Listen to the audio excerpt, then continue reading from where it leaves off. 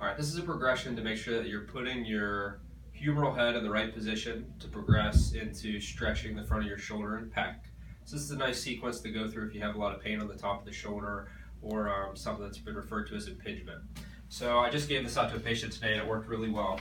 The first thing that you're going to do is, it's nice if you have something to prop underneath your elbow, because as you'll see as I lay down here, what will happen is that there'll be this downward angle from my elbow to my shoulder, which kind of puts my shoulder into this forward position, which a lot of times is the source for some of the impingement that we get.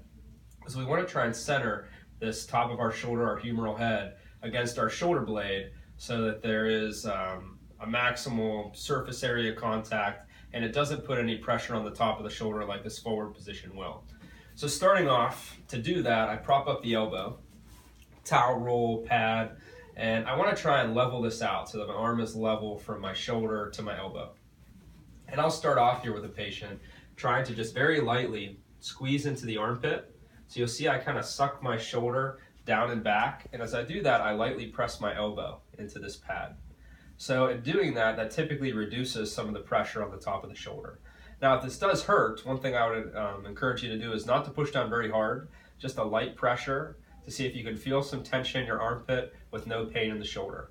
And you hold each one for about 5 seconds, trying to do this somewhere in the 10 to 20 times.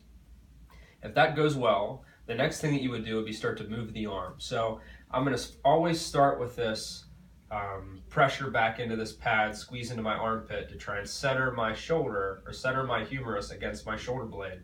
And then in doing that, I'm just going to straighten my elbow, making sure that if I have any tightness in my bicep as I straighten, my shoulder is going to want to pop up, and I need to use the muscles in the back of my shoulder to hold that down against the table or against the floor.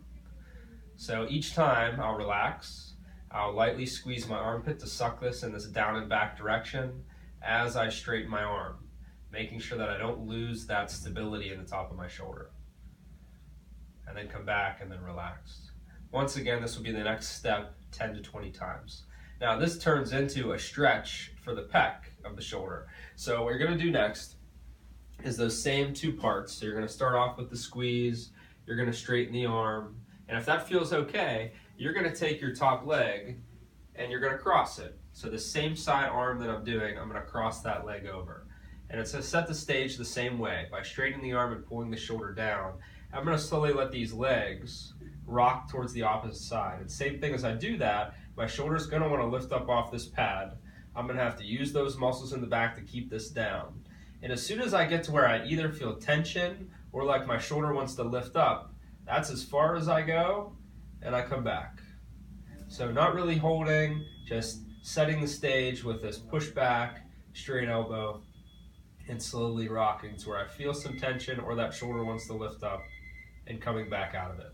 And to make this more of a stretch, I would gradually progress this to my arm further out to the side.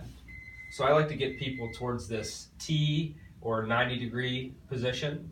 Same idea, you can start off with the press, progress from the press to the pumping of the elbow, and then progress into this cross leg. And you'll see what I do with this cross leg is I like to straighten the arm as my leg goes across. Same thing, trying to make sure that shoulder's not popping up, but keeping the press down.